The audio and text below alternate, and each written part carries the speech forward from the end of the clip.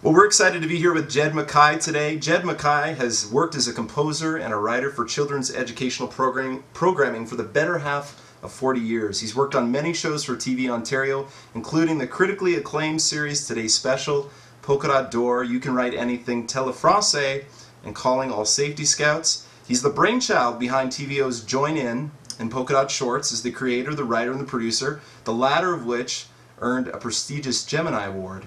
His work has been preserved in the Museum of Broadcasting, and the formats and the templates he contributed to have now become standards in children's education. So he's pretty much an overall Canadian legend, and it's so great to be able to talk with you today. Jed, thank you for being here. That's my pleasure, Travis. Well, why don't we start off and get a little bit of background information. Where did you grow up? Tell us a little bit about your siblings and your family.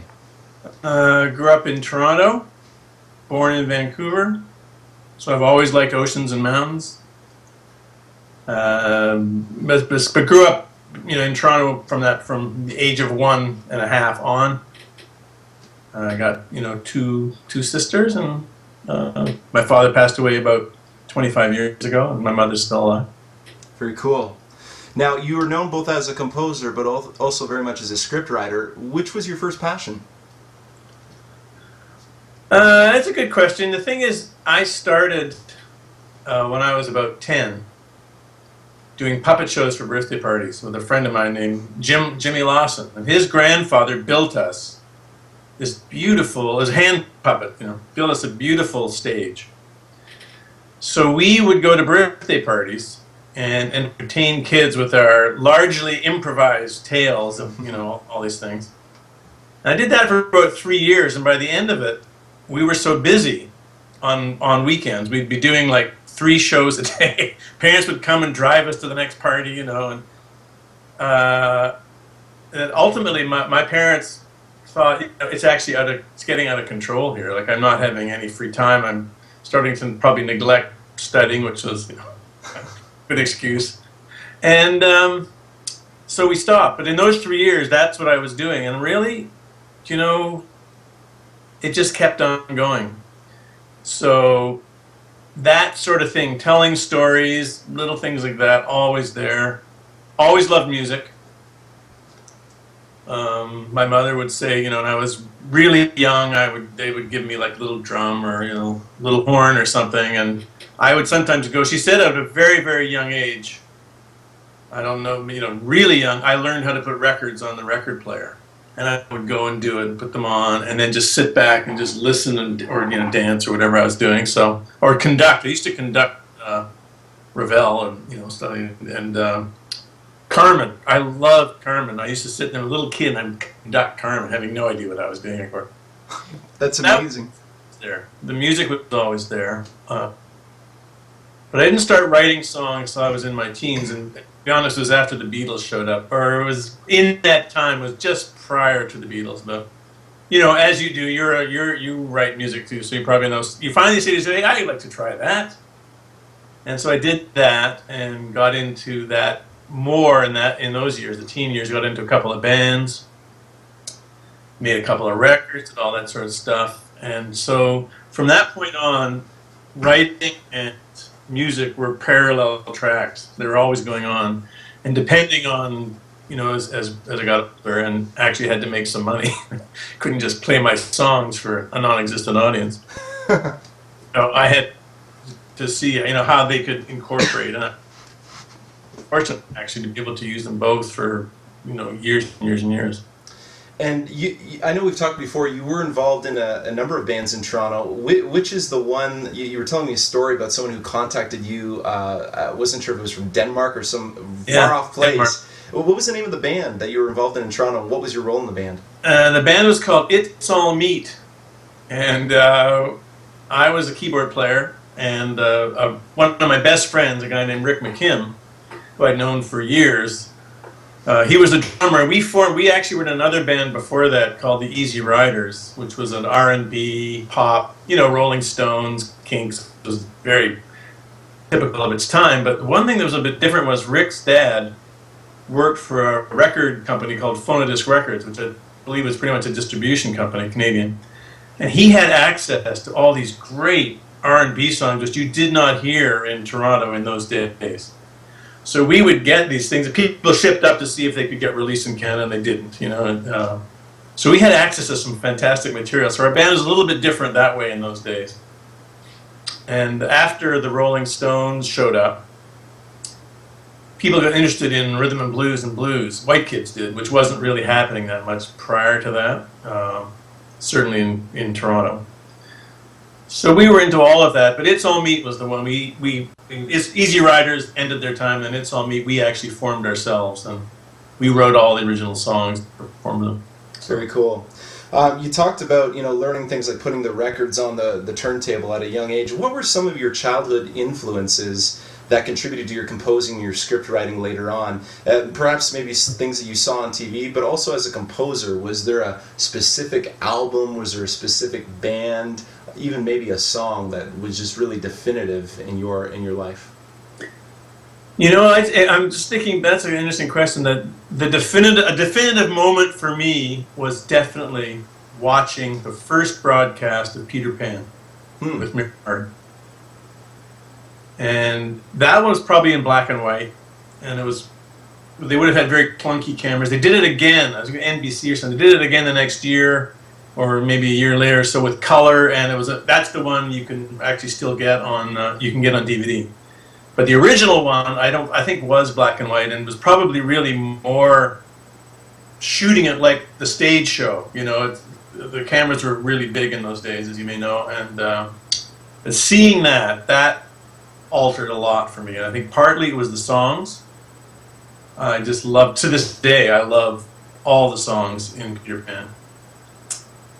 And then the magic of it, really, and it's when you're a kid, and you watch children flying, or Peter Pan flying.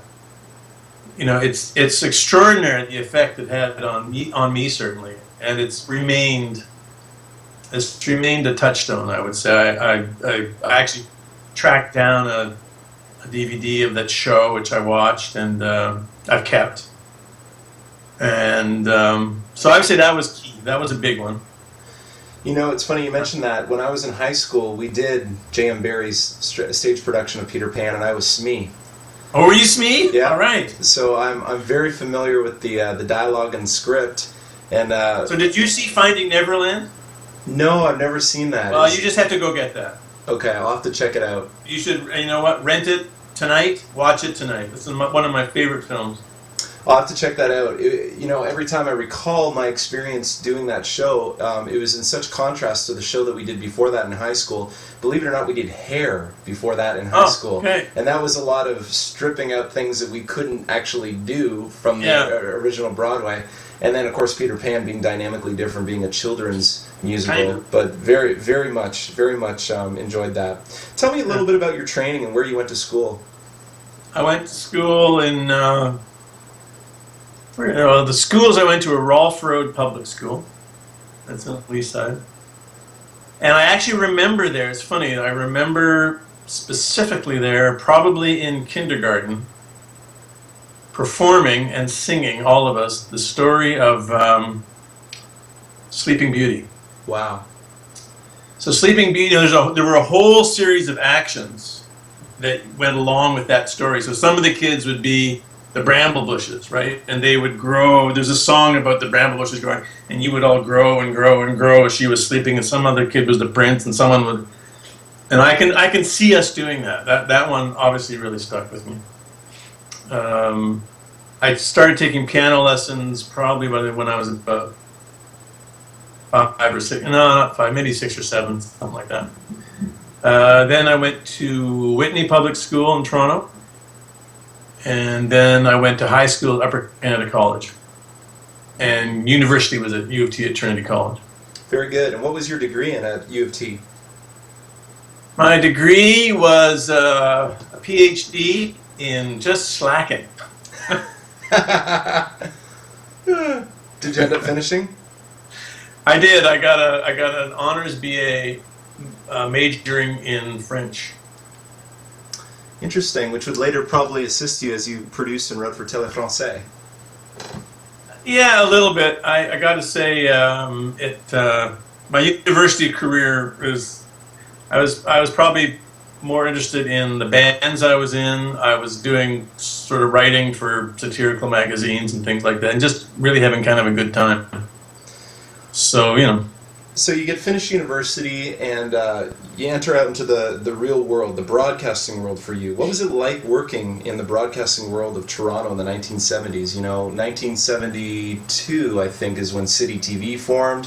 You got the Second City stage troupe, John Candy and the rest of them doing their thing. It was an innovative and creative time. What was it like being a part of the buzz of Toronto around those days? You know what's funny is you don't think of it as a buzz when you're there, or at least I didn't. Right. You know, in those days, and when I was at university, I was playing in the bands all the time. Right. So really, most of my time was that. I did a couple of radio shows at Radio Varsity with another very good friend of mine named Andy Held. Okay. Who still does stuff on their vinyl, I think it's called Vinyl Crypt, occasionally. So that's what I was doing there, getting out of university and realizing kind of I had to figure out what to do to make a living. As I look back on it, I just think I was completely clueless, really. But you have to understand in a way that I was still doing, in a way, what I'd always done. You know, like as let's say your kind of real life. I'm writing songs, I'm in a band, so you're having this real fun of being able to write songs and then have a band do them and then play them. I was still writing creatively, although it was more for, as I said, kind of satirical magazines or, you know, poetry or something like that. The music was definitely at the forefront. And when I got out, you know, it's the worst question for me is kind of, well, how did you get into doing what you're doing? Because I really made virtually no effort. You know, hallmark of my career. But I had a friend a friend of Andy Held's, actually, I just mentioned, a guy named Keith Dalton. He was creating a piece for the exhibition, and this would be 71, I think. There's going to be a theater piece that incorporated a lot of interactive physical activity for the kids. And there was music, and there were songs. So I came in, I don't know if I wrote the songs, I don't remember exactly what I did. It was largely using kids from a graduating class at a high school in North Toronto, just outside Toronto, I think. And maybe Thornhill or something, I've forgotten. So we did that, and it was really quite innovative for its time. You know, the kids, for one thing, came into the X, it was right at the Princess Gates, and they were separated from their parents. So that's a little unusual right there. Parents were not allowed to go with the kids in this thing. And they went into an enclosed area which had a big ramp in it, and we kind of taught them a few improv games and imagination games to get them into a space of, you know, I'm going to another place. They slid down these covered tubes. You couldn't see. Wow. This is all, by the way, walled off, so you can't see in. Like an adult cannot see what's going on. They slid down the tubes, and when they came out, we stitched together 40 water beds. So it was called Jelly Lake, right? And the kids bounced on all that. And meanwhile, there was a story going on about some people who were too shy to play with you know, the group that were there. And the object of all the things we did was to get the shy people to come and play with you. Right. So, and at the end of it, kids drew their experience. There was an art wall, and they drew their experience. So a lot of the elements in that adventure became part of the Ontario Place playground in the 70s, 80s. It was a quite innovative playground in its time. What happened was TVOntario, which is obviously in its infancy, was there filming it because educationally it was a very interesting idea for how you interact with the kids, and you know, all the elements that we had in place were very interesting. So after that finished, somewhere, by the way, TVO may have that. I never thought of it to this moment. They may even have that somewhere. I don't know what it was done for, if it was done for a show or it was separate. I don't recall ever seeing it. But after that, some of the people who'd been down from TVOntario asked Keith Dalton, my friend Keith, well, would you like to work on another show we're going to do on TV? And he said, yeah, sure. And he asked me if I'd like to work with him. And the truth of it is, when he phoned me, I was lying on the ground watching birds fly south. So that was my gung-ho attitude, you know. Sort of thinking I really must figure out what I'm going to do. And he calls, do you want to work on a TV show? I said, sure. he ended up leaving that show, but I ended up writing it. And that was how it began. And I retired actually after that for about a year from the rigors of television, but then I returned and stayed in it ever since. Wow. I can see what you mean about stumbling into this. So you have this friend named Keith, and he's hired to do the show. What was the name of the show? Do you remember? Yeah, it's PLO, which means please leave on. And the people on blackboards, they used to write that when they didn't want the superintendent or the janitor to erase whatever was on the blackboards.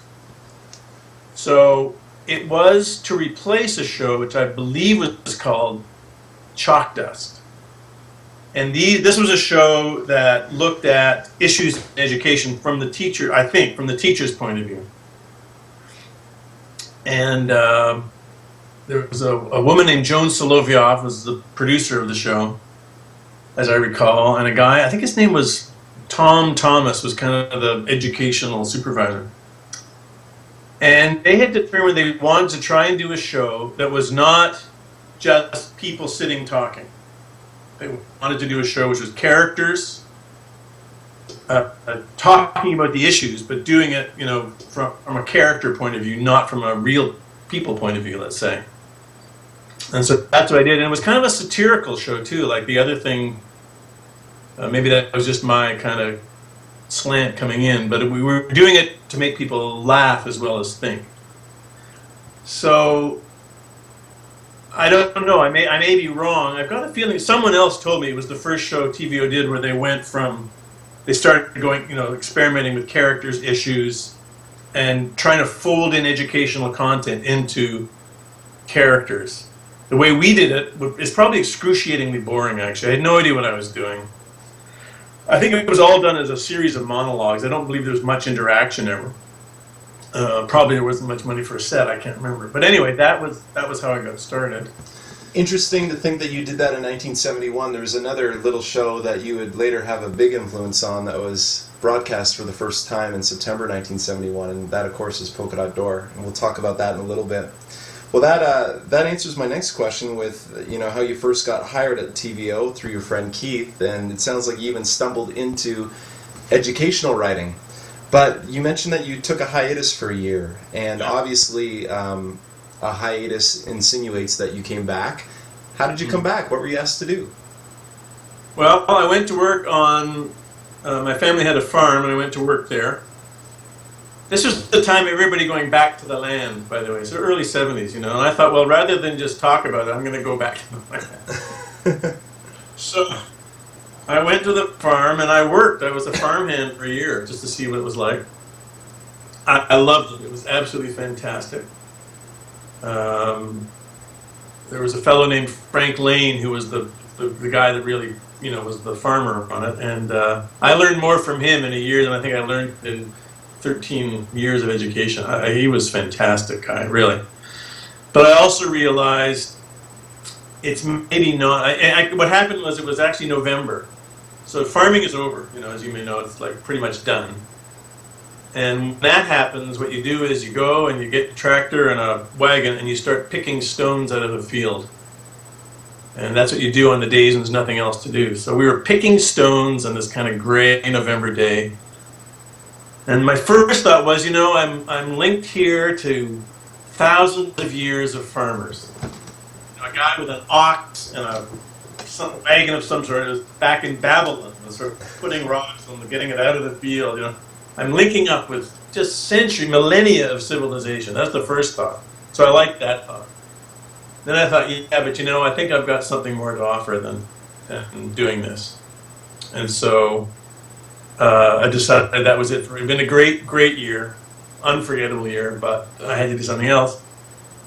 I think I just got a phone call. It's so lame, but I think someone phoned me and said, hey, would you like to write another TV show? I said, okay, yeah, sure, whatever, and went back. I think it was TVO, and I unfortunately I can't remember what the show was. It was for an adult audience, and it was some issue like, it might have been this show about farming, actually.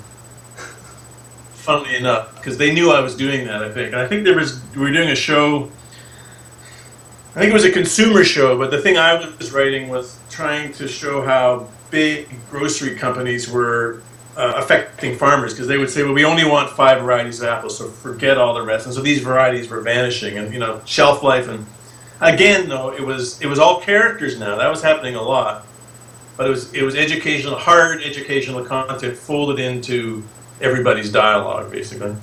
Do you remember who it was that hired you back at TVO to do that next project, or maybe the subsequent project? I don't remember, but I do know, I'm right with the name, and it's Tom Thomas, and I think that's right. It might have been him. Because that's just my, I'm not sure. It might have been Joan Soloviev, I'm not sure. But Joan ended up getting me connected to a show called Homemade Television, which was on CBC.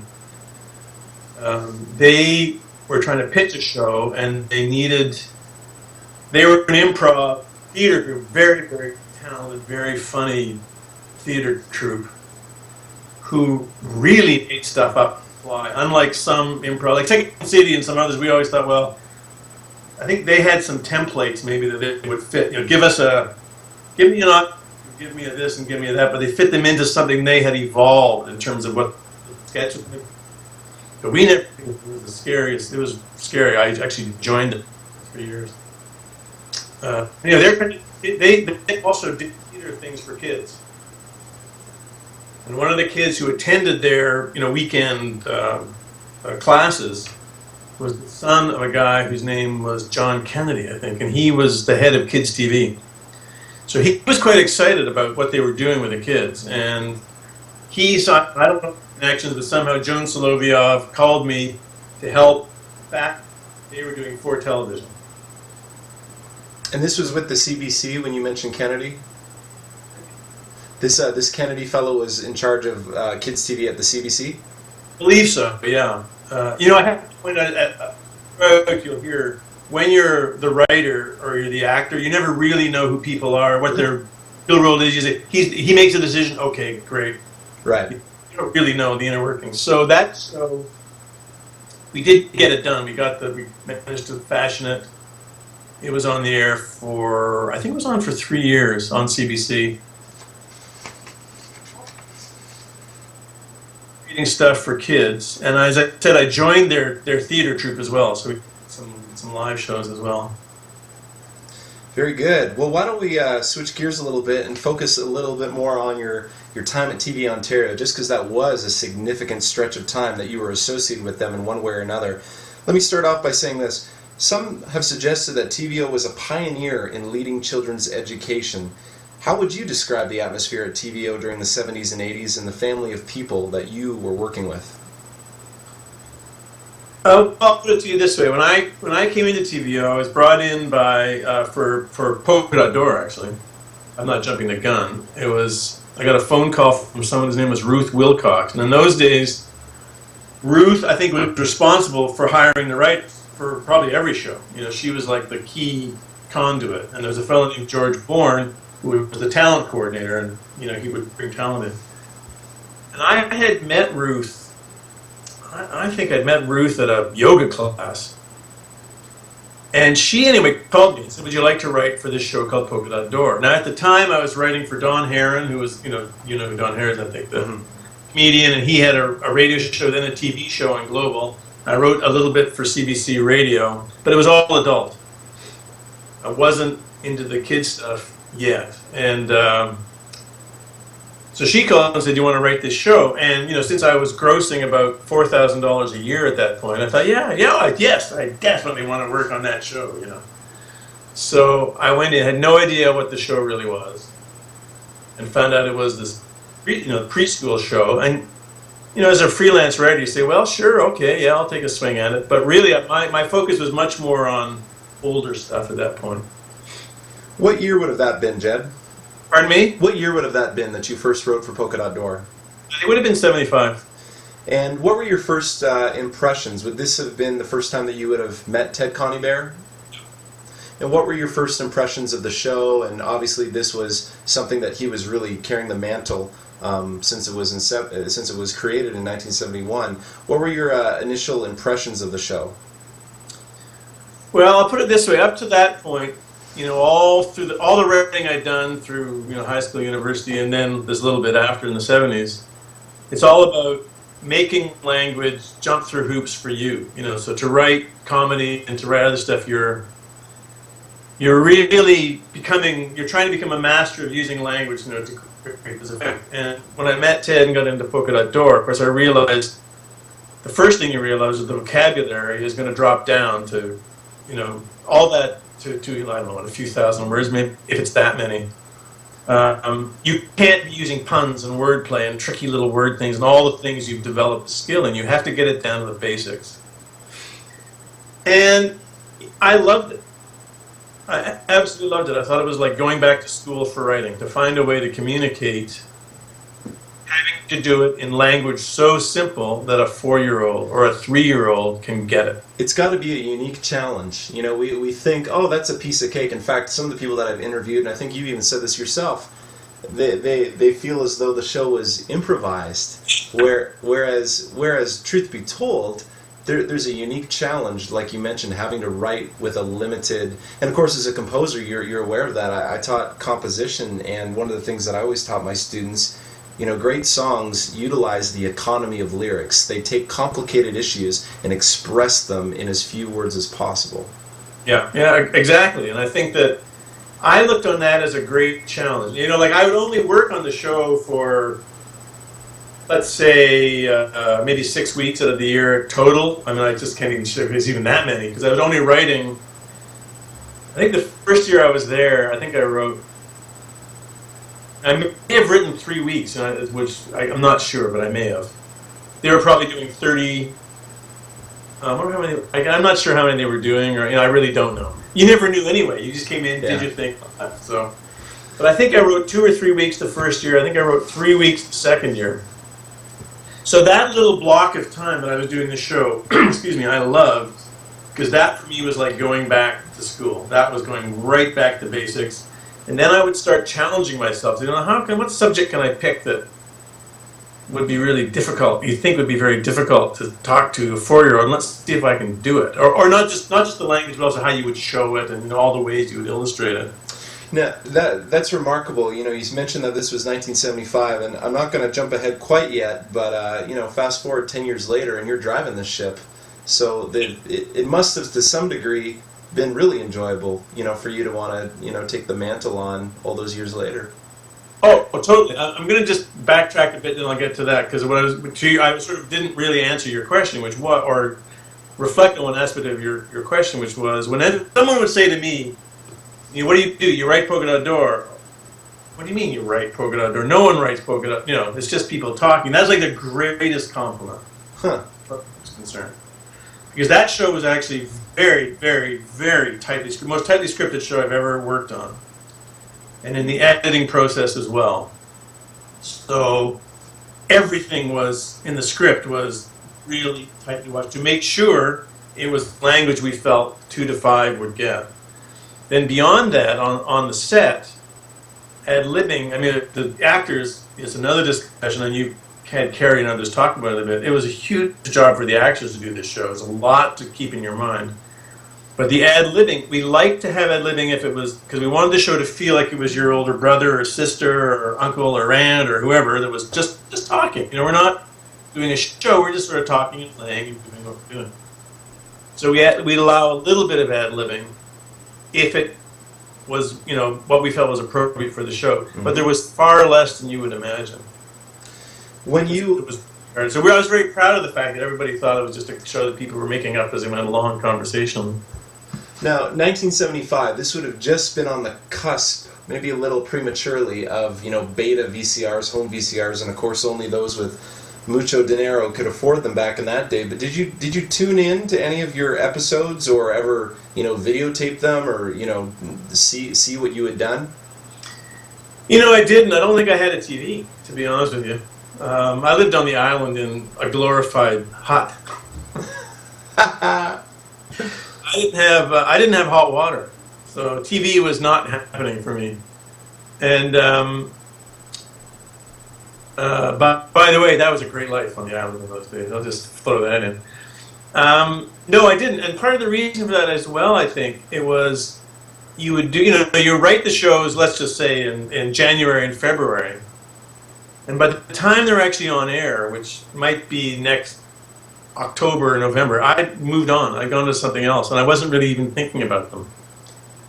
So sad, and taping would have known that wasn't. I don't recall. Were people taping in those days? I don't remember. It's possible, but again, it would be just kind of the elite of the elite. That this was in the days of $800, $900 VCRs because they were just coming out, and the format would have been beta. So 70s though, really? God, it Yeah. seems like that was the 80s. Well, anyway, this shows you how I have no clue. But I think we just knew that if I wanted to watch, of course, you could go into TVO and watch because they had copies, and in theory, they would be in the archives forever. Do you know any of the hosts that were in the episodes that you wrote? I don't, but I would guess, if I had to guess, I'd say probably Jerry Mendocino, probably Carol Ann Reynolds. I'm sure she did something I wrote in the. I'll just say in this period from '75 to '84. Peter Van Wart. I can, Nani Griffin for sure, Gary Richardson, Ken John Grant. I mean, ultimately, probably the whole crew that were in that period would have done 1 week that I'd written. But again, that had nothing to do with me. When we were writing, we had no idea who was going to do them. Yeah. So male and female. In the script, it was just male and female. I was recently interested to find out. It had kind of been rumored amongst archivists and historians like me who are interested in these types of things, but never had confirmation until I saw a clip on one of Carrie's tapes of her admitting it herself. But Heather Konkey was actually a Polka Dot Door host. Oh, there you go. She was one of the major role players at TVO, the evolution of TVO. And she said that was one of her first jobs. Well, before we get too much into Polka Dot Door, let's talk a little bit more about TVO in general. Who were some of the most memorable people that you worked with at TVO?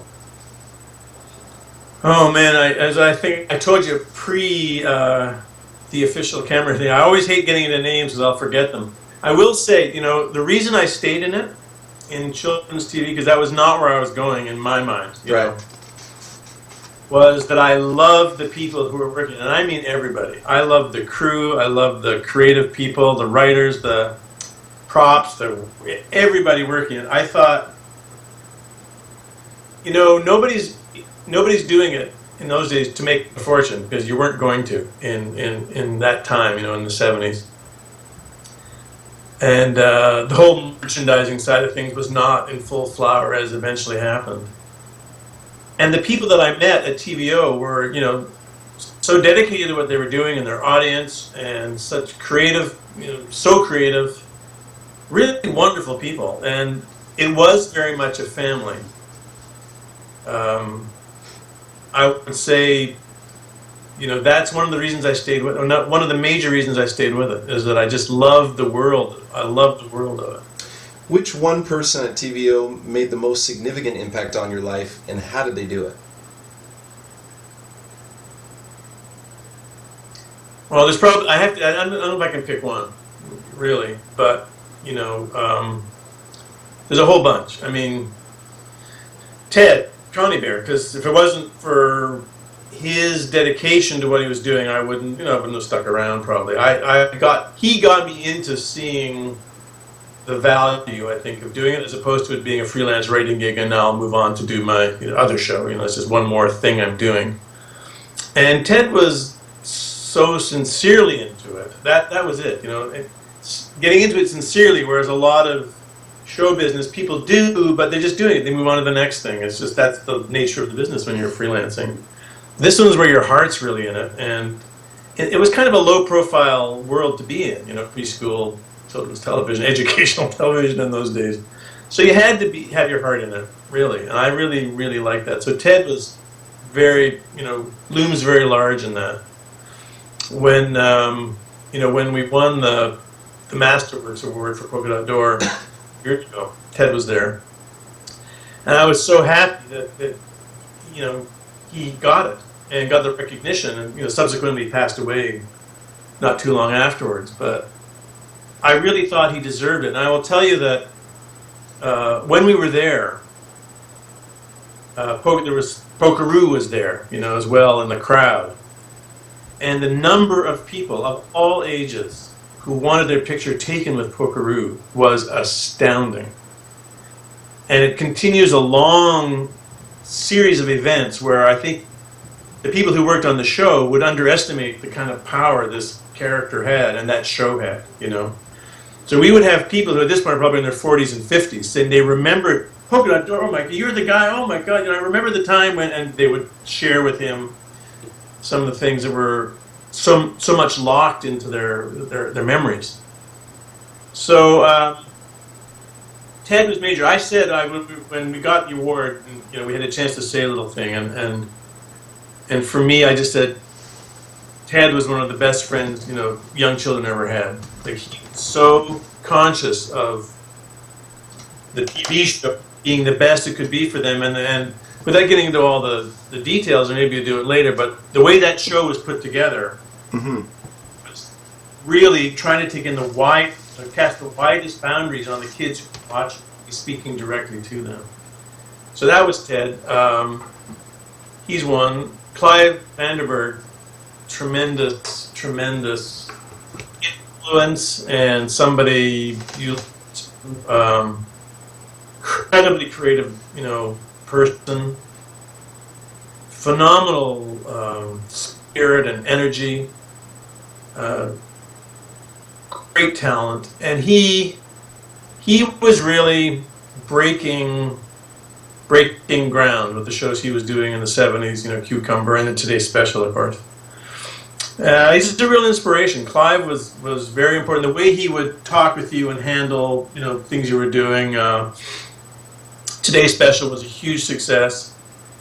But more than that, I think Clive was really instrumental in part of this shift of educational TV becoming entertaining TV, and not just being about the education. You could get it in there, and kids would retain it, but at the same time, they would have a lot of fun watching the show. They're watching it. He raised the bar very, very high. We were talking about influential people. You had mentioned Clive Vanderberg and right. Ted Conybeare, and anyone else that you would mention of some people that had a significant impact on you while you were at TVO. Well, Ruth Vernon. Ruth Vernon's huge. Ruth is will always be for me the ideal person to work for. I mean, and she was, Clive Vanderberg would probably say the same thing. She was amazing, and it was really under her watch, to my mind, that the kids department really evolved into what it became.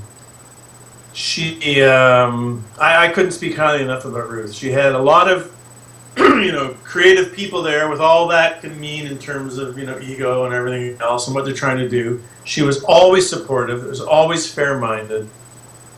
She was really fun, and really knew, her stuff. Let's say. So if you go to her for advice. She had great advice on maybe issues you were going to try or something you want to try in the show or stuff like that.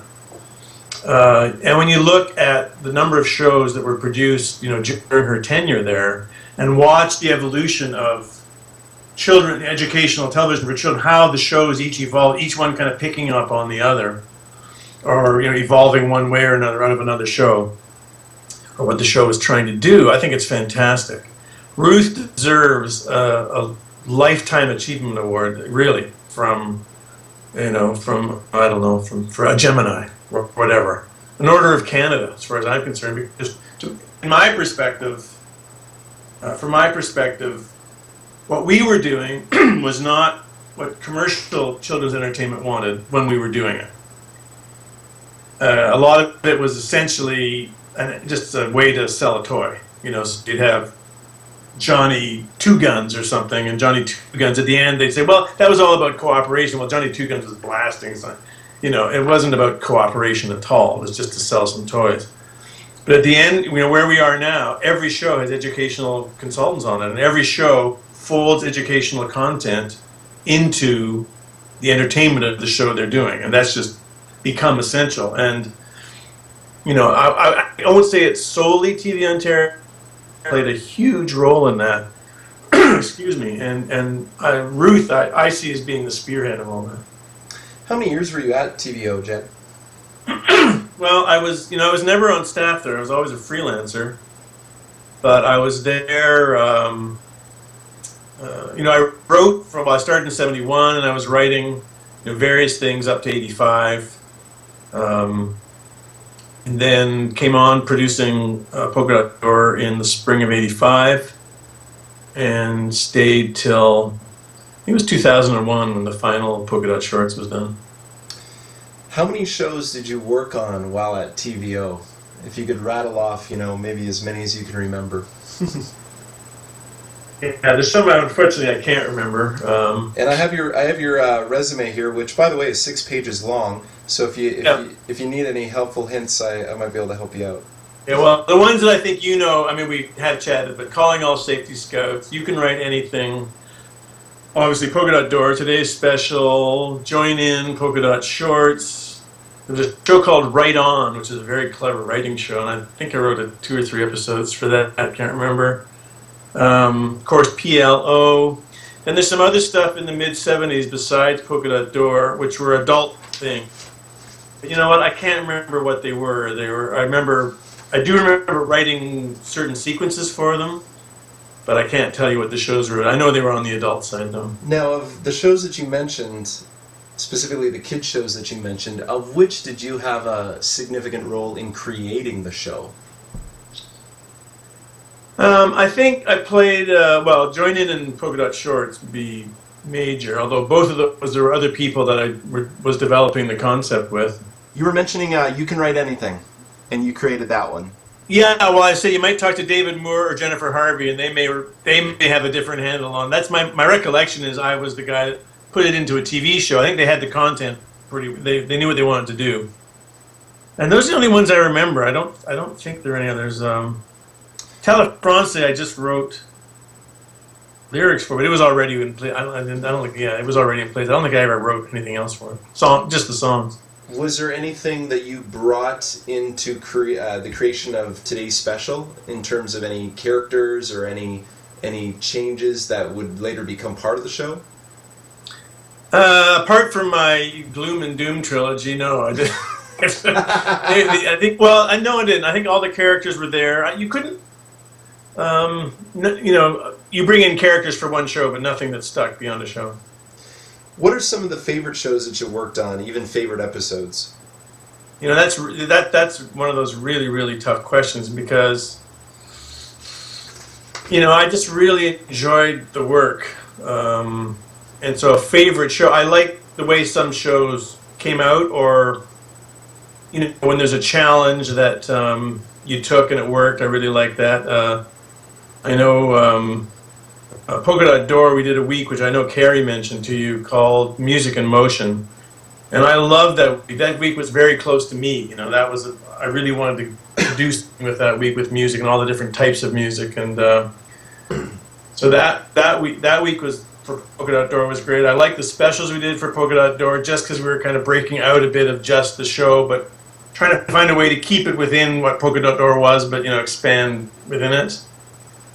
Today's Special, again, the working experience is so terrific on all these shows, it's hard to pick out a favorite, but I was very proud of the 3 shows. There were 3 shows we did where, and this is to Clive's credit, by the way, I would come in and he'd say, well, here's how the conversation would go. Well, we'd like you to write some scripts. Okay. You got any ideas? What would you like to write about? Well, I'd like to write one about ice cream. Okay, well, that's good. And maybe storms and thunder. Okay, that's good. And alcoholism. Spit take. But Clive would say, well, gee, what would you do? And rather than just say, absolutely not, no way, take a hike, you could convince him that it was worth trying. And that's one of the many reasons that Clive was such a fantastic person to work for, because he was a little doubtful at first. I think the first one we did was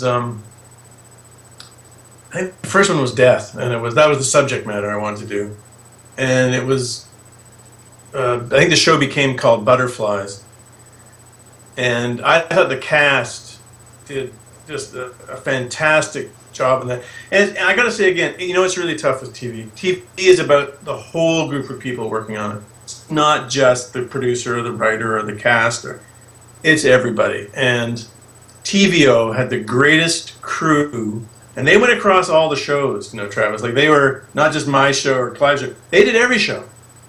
And there's the same kind of core group that had the sensitivity and the creativity to work with you. They were part of the team. It was a huge team effort to bring these things there because there wasn't a lot of money and you're under really tight time constraints. One of the names that always comes up across the board is Peter Newman. Yeah, Peter Newman was the floor director. So he's the conduit from the control room to the floor. And he's just a fantastic man. Can't underestimate his contribution. Particularly as time is getting tight, tempers are getting frayed, and there's a lot of pressure, and things aren't working, and all the things that can go on that create the pressure of doing a show. And Peter, always a gentleman, and terrific, talented man in his own right. Yeah, he was a key guy.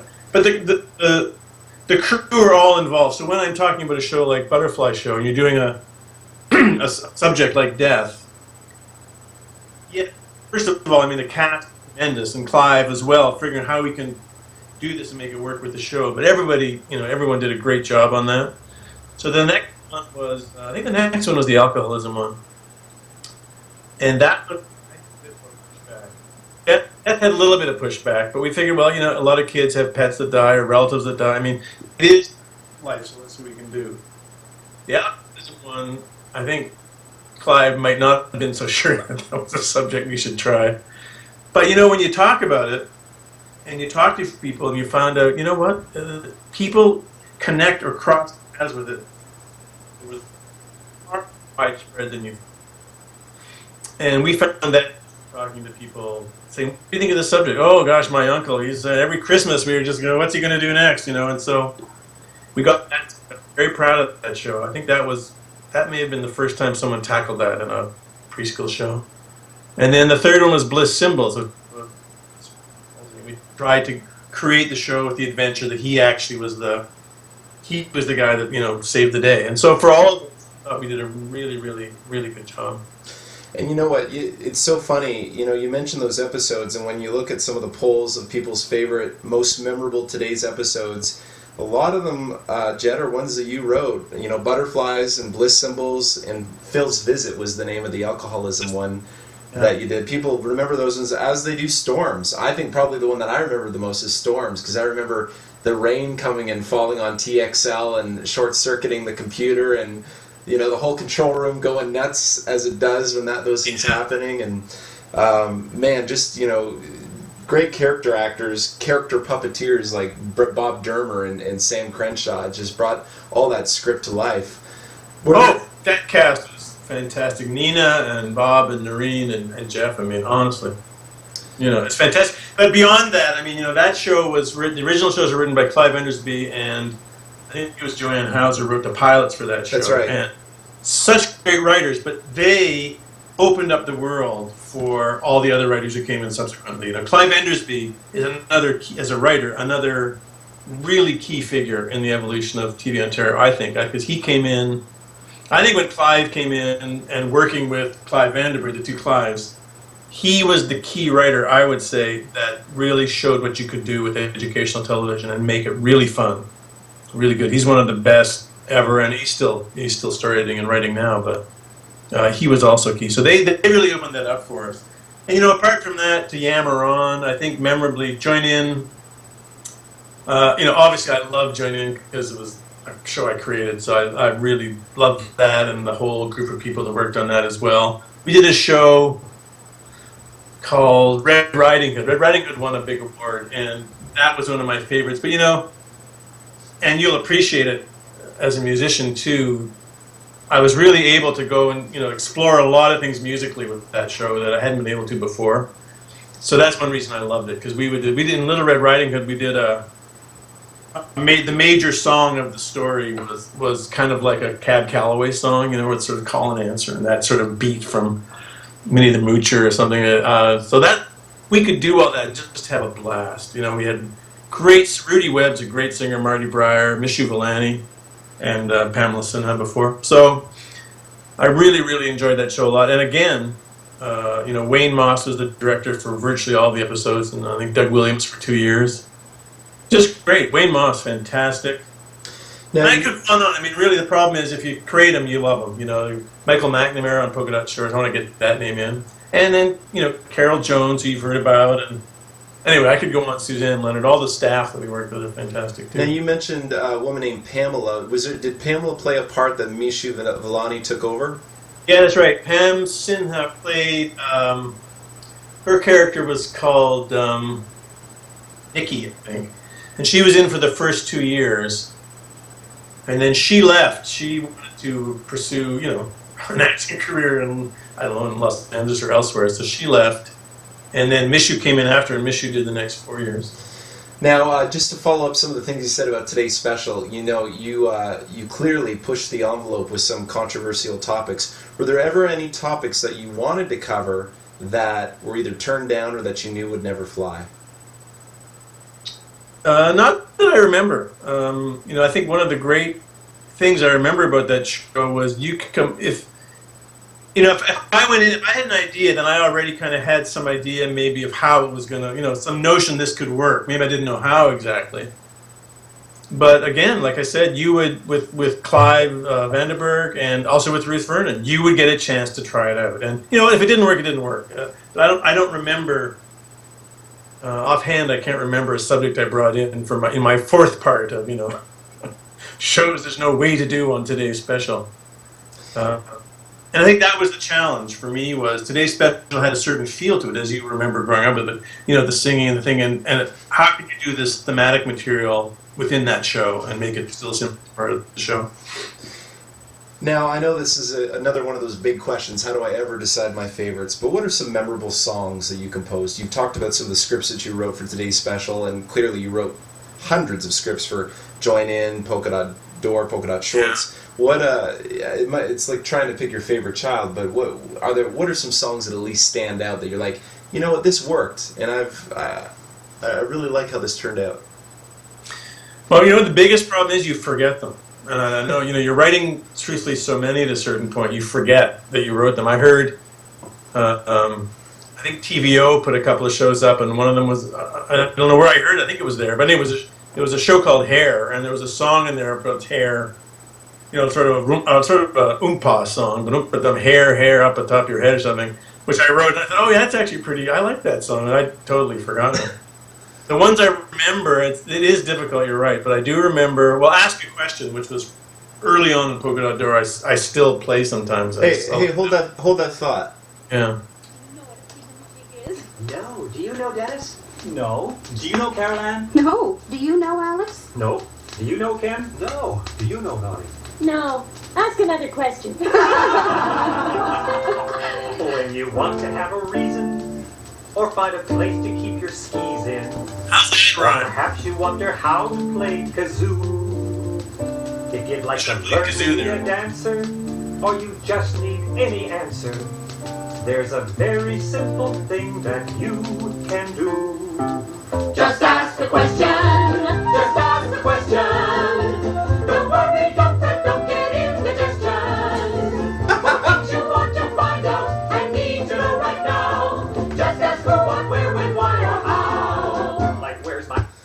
This is a little clip of that. I queued that up. I was going to play that when we got to Polka Dot Door, but I just couldn't resist because because I asked the question and it necessitated me to play it. So yeah, I like that. I like some of the rhymes in there. I still smile when I hear them, actually. Indigestion and question. I think through our email correspondence we had talked a little bit as composers about some of the interesting rhymes that one of the ones in the Polka Dot Door special from 1990. You rhymed Mishu's name, Villani, with the word tissue. And I thought that was very creative. Yeah, I'm not so sure. I think that might have been Clive Endersby, though. I should say. I think Clive, I think he wrote the lyric. Clive was a very good rhyming writer. Not all writers are. But he and I used to write, when we wrote Muffy Mouse, it wasn't really a competition, but you know what? We both knew we could really rhyme. So we would try things. And I'm sure Nina Or to make, appreciated that. almost no, it's just it was a bit of that was kind of going on there too. So I think Clive wrote that script, and sometimes with shows, I would write the lyrics, and sometimes the writer would write the lyrics, or I would redo the writer's lyrics. But I think that's the kind of a rhyme that Clive would come up with too. But you're right. I mean, it is very clever, no question of it. But I was going to say the other song from Polka Dot Door the ones I remember is one called "The Little Flea," which I loved, and we talked about with Carrie, and I like the song anyway because it's one of those build-on songs, and I always like those, where you just keep adding a little bit on, and you have to remember all the way back when you're doing it. And when we were doing that song, as I told you, one of the crew members was standing beside me while we were rehearsing, and he kind of went, made a little sound, and I said, "What's your issue? What's the problem?" Well, that's so easy. Like they had tried to do these little motions, and I think maybe somebody had missed it or something. And he said, "How could they miss it? It's so easy." I said, "Why don't you try it?" So he did, and he couldn't do it. From that point on, it was a song of the week, so it's done 5 times in the show. Every time, more and more of the crew who weren't having to do something would line up behind the camera and try and do these and it was really hard to do for most people. It was really fun. It was kind of what it was like to work on the shows. People were really into it that way. Really had fun with it, and so that's one I like. And one that I think Carrie and Johnny did. They were a duo I liked a lot. It was called Snowflakes, and I would love to. You may even have that on one of your archival tapes. If I ever found that, I'd love to have a copy of that. Many have regarded TVO's golden age of children's productions as being between roughly 1975 to 1995. Why do you think the shows produced during these years are so fondly remembered and etched into the minds of so many people? What do you think, if you were to kind of summarize it, contributed to this special creativity that was going on during those years?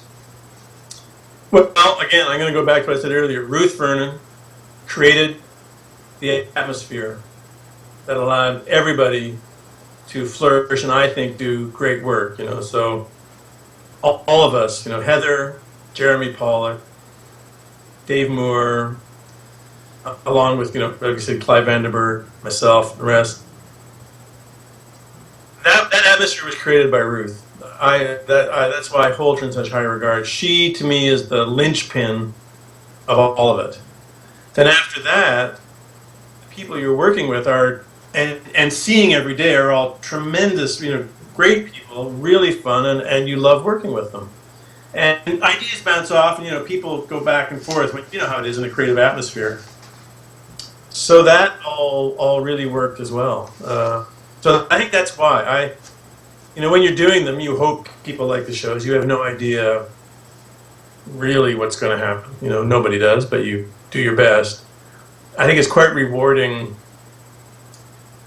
Not only while the show's airing, but after the fact, to find out that so many people were affected by it and remember it fondly. It's my belief is that children's programming and specifically stuff you see maybe before you're 7 or 8 is the only real programming that can have an effect on your life that's lifelong and that may actually affect how you see life. I think after that it just becomes entertainment and it kind of comes and goes. But when you're a kid, almost everyone I know has childhood memories of some show they saw that stayed with them all their life and have affected them in some way all their life. So, I think Ruth is the one, like I said, I would really, really credit with creating that atmosphere at TVO. A lot of changes in the 1990s, especially the mid-1990s at TVO. What were these changes and how did they contribute to the way that children's programming was done previously? Well, the whole broadcast spectrum had really altered by then. When we started in the 70s and even in the early 80s, there were hardly any channels, really. Competition wasn't that much competition. There weren't that many channels. Polka Dot Door was a ratings dominator, in the evening shows particularly. Huge numbers for Polka Dot Door. Mainly because people could put their kids in front. They trusted TVOntario so much they could sit their kids down and the kid could watch TV and they didn't have to make sure they're always watching to make sure they're not going to see something they don't want them to see. Tremendous testament to TVOntario. they had such trust in that. But by the 90s, cable was in, and there was a lot of competition, and the financing was changing. So as budgets changed, I think what happened was it became more economical to rather than say, well, we're going to allot, just to pick a number, rather than say we're going to allot $100,000 and we're going to do 20 episodes of Polka Dot Door, let's say, which by the way is probably about what it costs to do 20 episodes of Polka Dot Door. But anyhow, rather than do that, it became economically smarter to say, let's take 10 shows, which other people are doing. We'll put in $10,000 to, each. So we get 10 shows, not just one series. We get 10 series. And we get to air it, but they can go to the funders and they can find financing otherwise. So essentially that's, I think, how the things changed, and that really kind of sounded the death knell for TVOntario producing their own full series. Polka Dot Shorts, I believe, was the last one of a full series they were doing. And that ended in 2001, I think.